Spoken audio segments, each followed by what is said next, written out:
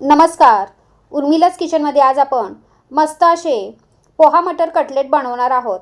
त्यासाठी इथे एका मिक्सरच्या भांड्यामध्ये मी 1 वाटी उकडलेले मटार घेतलेले आहेत. आता त्यामध्ये मी 2 हिरव्या मिरच्या आणि थोडंसं आलं टाकलेलं आहे. थोडीशी कोथिंबीर देखील यामध्ये मी टाकलेली आहे. आता हे सगळं आपण मिक्सरला जाडसर असं फिरवून घेणार आहोत. तर हे सगळं आपण फिरवून घेतलेलं आहे. आता एका बाउलमध्ये मी हे काढून घेत आहे. यामध्ये आता आपण 1 वाटी भिजवलेले पोहे टाकून घेणार आहोत. पोहे टाकून मटार आणि पोहे मस्त असे आपण हे एकजीव करून घेणार आहोत. तर जेवढे पोहे आपण छान असे ह्याच्यामध्ये मिक्स करून घेऊ तेवढं कटलेटला बाइंडिंग छान येतं. यामध्ये आता आपण एक बारीक चिरलेला कांदा टाकून घेतलेला आहे. आता यामध्ये काही मसाले आपण टाकणार आहोत. सगळ्यात आधी टाकूयात अर्धा चमचा लाल मिरची पावडर, अर्धा चमचा जिरा पावडर, अर्धा चमचा गरम मसाला, अर्धा चमचा आमचूर पावडर. आता यामध्ये मी 2 चमचे कॉर्नफ्लॉवरचं पीठ टाकून घेतलेलं आहे.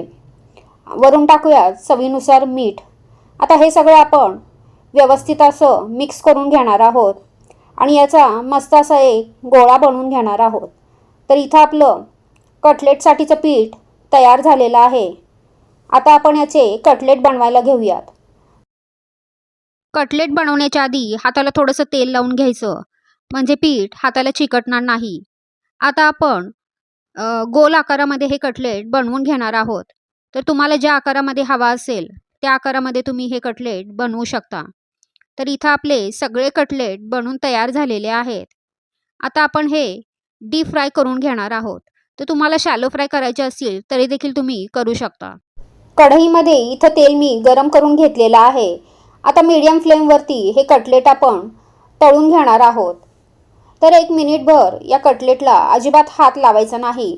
मिनिटभरानंतर दुसऱ्या बाजूने हे कटलेट पलटून घ्यायचे आणि असे अलटून पलटून मस्त असे क्रिस्पी होईपर्यंत हे कटलेट आपण तळून घेणार आहोत. मुलांच्या टिफिनसाठी म्हणून देखील हे कटलेट तुम्ही बनवू शकता, कारण हे पौष्टिक तर आहेतच पण चवीला देखील अगदी 1 नंबर असे लागतात. तर दोन्ही साईडनी कटलेट आपले इथं तळून झालेले आहेत. आता आपण काढून घेऊयात.